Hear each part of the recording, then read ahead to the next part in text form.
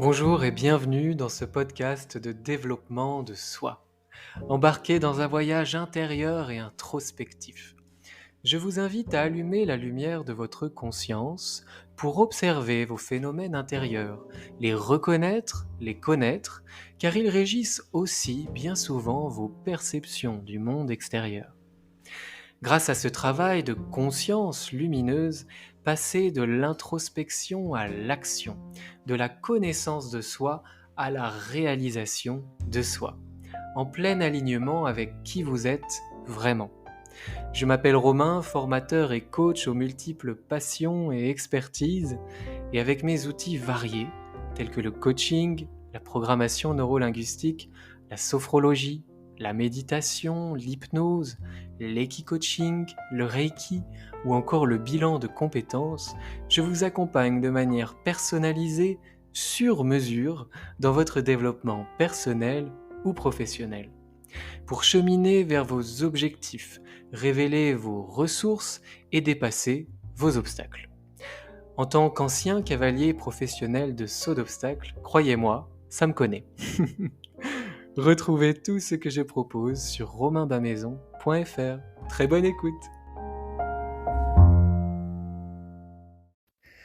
Bonjour et bienvenue à toutes et à tous. Je suis ravi de vous retrouver pour un tout nouveau podcast sur un sujet qui est hyper intéressant, notamment dans les relations affectueuses, dans les relations amoureuses, amicales, en famille, peu importe. Évidemment, ces langages de l'amour, ils sont exacerbés dans la relation amoureuse. C'est là que l'on comprend leur importance et que l'on comprend qu'il y en a plusieurs, qu'il n'y a pas un seul langage de l'amour, il n'y a pas une seule manière de montrer son affection, il n'y a pas une seule preuve d'amour, il y en a plein, et chacun a son langage de l'amour. Lorsqu'on est, j'ai envie de dire, seulement concentré et centré sur son langage de l'amour à soi, lorsqu'on a seulement conscience du sien, eh bien on peut parfois passer à côté de jolis cadeaux émotionnels, on peut passer à côté de preuves d'amour qui nous sont faites, et même parfois ça peut créer des situations conflictuelles, des désaccords, des incompréhensions. C'est pourquoi il est important de conscientiser ces 5 langages de l'amour, ou bien en tout cas d'avoir conscience bien, qu'il y a plusieurs façons de montrer son amour.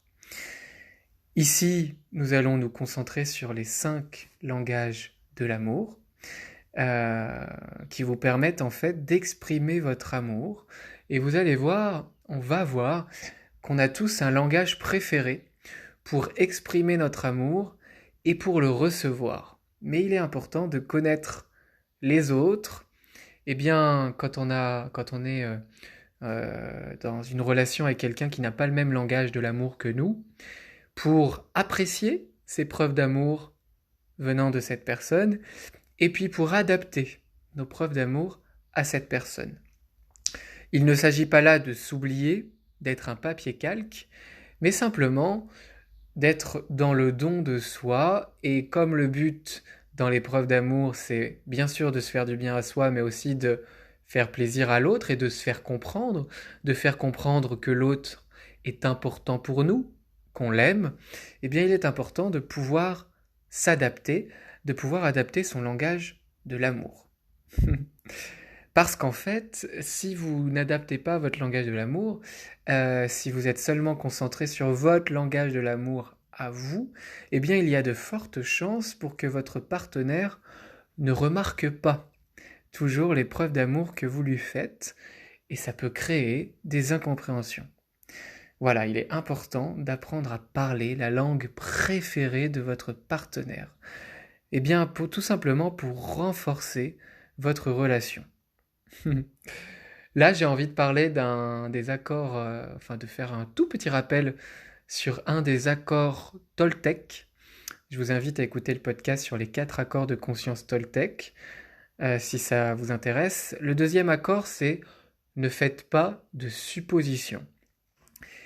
Et le fait de ne pas faire le fait de ne pas faire de suppositions, c'est vrai aussi pour les relations amoureuses, pour les langages de l'amour.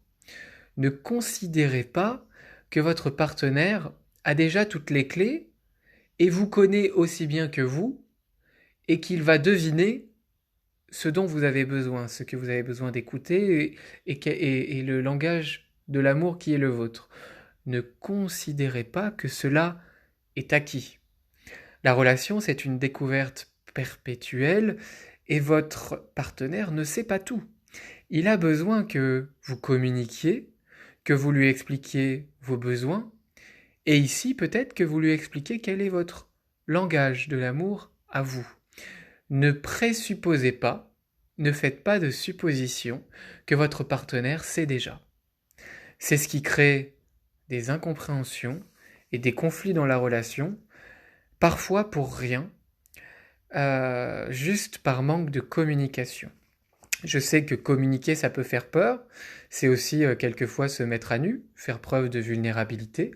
C'est oser aller vers l'autre, ouvrir une porte, se mettre à nu.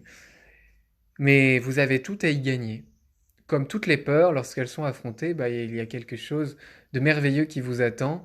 C'est un aura qui s'ouvre, c'est une partie de vous inexplorée qui se développe, c'est une liberté intérieure qui s'accroît. Donc allez-y. Osez communiquer avec votre partenaire sur le langage de l'amour qui est le vôtre, et puis aussi pour découvrir quel est le sien. Alors, il y en a 5. Le premier langage qui est mis en avant ici, c'est les mots d'affirmation. Ce langage-là de l'amour, les mots d'affirmation, eh bien c'est lorsque ces mots d'affirmation sont votre langage d'amour, c'est des mots qui vous construisent et qui vous épanouissent. C'est des mots qui vous prouvent l'affection qu'on vous porte. Ça peut être les louanges, les encouragements, les compliments. En fait, si votre langage de l'amour sont les mots d'affirmation, vous trouvez des preuves d'amour dans les mots de l'autre, qui sont des mots bienveillants, d'affection, dans les louanges, les compliments, les petits mots doux qui font plaisir. A contrario, les mots durs et les critiques peuvent vous déranger pendant longtemps. C'est-à-dire que les mots durs et les critiques, vraiment, vous allez les ressasser. D'ailleurs, le cerveau a un biais de négativité qui fait que nous nous concentrons davantage sur le négatif. Je vous invite là encore, sans vouloir être relou, à écouter le podcast sur les biais cognitifs avec un focus sur le biais de négativité. C'est intéressant. Voilà. Donc, vous, si vous êtes dans les mots d'affirmation comme langage de l'amour, c'est vraiment les mots doux, tous les mots qui sont dits qui résonnent dans votre tête. C'est de dire oh, il a dit ça, alors c'est sûr il m'aime. Cette personne a dit ça, alors ben oui c'est sûr, je compte pour elle. Et ça résonne dans votre tête. Autre langage de l'amour, les actes et les services. Là c'est facile à comprendre. C'est vraiment lié à ce que votre partenaire fait pour vous, volontairement, soit pour alléger votre charge de travail, soit en signe d'amour tout simple. C'est vraiment dans le faire. Tout à l'heure, nous étions dans le dire, et là, c'est dans le faire. C'est les preuves tangibles qui sont faites pour faire plaisir et pour montrer l'amour. Lorsque vous êtes dans ce langage de l'amour-là, dans les actes et les services, vous vous sentez pris en compte, vous vous sentez pris en charge lorsque votre partenaire, par exemple, bien je sais pas, passe l'aspirateur avant que vous n'arriviez, avant que vous rentriez du travail, vous prépare le petit déjeuner par surprise, vous prépare le dîner, vous fait un massage, plie votre linge. C'est vraiment dans les actes, dans le faire. A contrario ici, si ce sont des promesses qui ne sont pas tenues, ou bien s'il y a de la paresse, si quelqu'un a la flemme de faire quelque chose pour vous, eh bien, si votre langage de l'amour est les actes et les services, vous allez vous sentir sans importance. Là, c'est souvent lié à des croyances conclues dans l'enfance. Donc, intéressez-vous, pardon, à votre enfant intérieur. Si vous vous sentez lésé, simplement si une promesse n'est pas tenue. Si vous vous sentez sans importance, si une promesse n'est pas tenue dans la relation, eh bien, vous avez des choses à regarder et à guérir en vous. Mais voilà, il est possible que ce soit votre langage d'amour, les actes et les services, ou bien il est possible que ce soit celui de votre partenaire. Nous avons vu les mots, premier langage de l'amour, les actes, deuxième langage de l'amour, et le troisième langage de l'amour, c'est les cadeaux. Recevoir des cadeaux matériels. Lorsque vous parlez ce langage de l'amour, un cadeau attentionné vous montre que vous êtes spécial et vous comble de bonheur. C'est vraiment pour vous, peu importe la taille du cadeau, mais il faut que ça soit généralement, lorsqu'on est dans ce langage-là, un cadeau un peu sur mesure, quelque chose qui soit personnel, ou bien vraiment qui soit lié à la relation, à l'amour, à l'affection, qui soit presque un symbole. La rose, la lettre, je sais pas, le parfum, oui, le bouquet de fleurs. Voilà, c'est vraiment des attentions spéciales, des petits cadeaux matériels qui vous font sentir aimé. En revanche, lorsqu'on est dans ce langage-là de l'amour, qui est le cadeau, si c'est un cadeau générique, un truc que votre partenaire offre à tout le monde, eh bien ça peut ne pas vous plaire du tout et provoquer l'effet inverse. Ce langage de l'amour, encore une fois, il n'est pas forcément matérialiste, il peut être aussi simple, hein. De recevoir par exemple une collation préférée, votre plat préféré, un petit bonbon, après une mauvaise journée, une pâtisserie, j'en sais rien. Mais il est possible, voilà, que vous soyez dans le langage de l'amour des cadeaux. Et si vous aimez recevoir des cadeaux et que vous faites aussi des cadeaux avec votre partenaire, eh bien ayez conscience que son langage de l'amour à lui, c'est peut-être pas les cadeaux. Et que c'est peut-être autre chose, les actes, les mots, ou bien d'autres encore langages de l'amour, tels que le temps de qualité. C'est le quatrième langage de l'amour, le temps de qualité. Moi, par exemple, c'est vraiment celui-là. Mon langage de l'amour principal, c'est vraiment le fait de passer des moments de qualité ensemble, de construire des souvenirs, des moments qui soient profonds, qui soient extraordinaires, qui nous marquent. Lorsque vous êtes dans le langage de l'amour temps de qualité, eh bien pour vous, rien ne dit qu'on vous aime comme une attention totale. En fait, vous avez vraiment besoin de passer des moments exclusifs de qualité avec votre partenaire qui vous montrent que vous êtes important, que vous êtes suffisant et que vous pouvez passer en fait des moments que tous les deux. Lorsque votre partenaire est pleinement présent à vous, en fait, qu'il ne regarde pas son téléphone, qu'il ne regarde pas ses mails, qu'il est vraiment 100% avec vous, que ce sont des moments dédiés et de qualité. Ça, c'est vraiment, moi, mon langage de l'amour. Je perçois l'amour lorsqu'une personne partage un moment de qualité avec moi et n'a pas besoin d'autres distractions. Mais c'est une perception, hein.